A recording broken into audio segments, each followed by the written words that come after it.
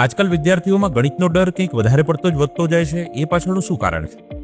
ગણિતના ડર લાગવાના મેઇન 3 કારણો હોય છે ઓકે, કે ભાઈ બીજા સબ્જેક્ટની જેમ ગણિત સબ્જેક્ટમાં ગોખે છે રાઈટ, તો ગોખવાનો સબ્જેક્ટ નથી, એને સમજવાનો સબ્જેક્ટ છે. બરાબર છે. બીજું પ્રેક્ટિસ. ઓકે, તો પ્રેક્ટિસ બીજા સબ્જેક્ટની જેમ આ સબ્જેક્ટ એવો નથી કે પ્રેક્ટિસ વગર તમે કરી શકો.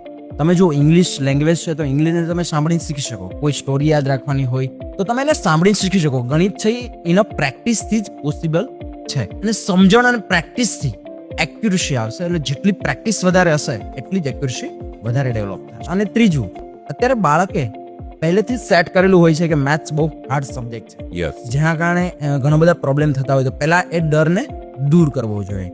આ 3 વસ્તુ કરવાથી બાળકમાં મેથ્સનો ડર દૂર થતો હોય છે. તમે જોયું હશે કે બ્રાઇટર બીના બાળકો મેથ્સથી ડરતા નથી. રાઈટ, એનું મેઇન રીઝન એ જ છે સમજણ, પ્રેક્ટિસ અને એક્યુરસી. જો આપના બાળકને પણ મેથ્સથી ડર લાગતો હોય તો એકવાર બ્રાઇટર બીની અવશ્ય મુલાકાત લો. તો જો તમારા બાળકને પણ મેથ્સનો ડર હોય તો આ વાત પર વિચાર જરૂર કરજો.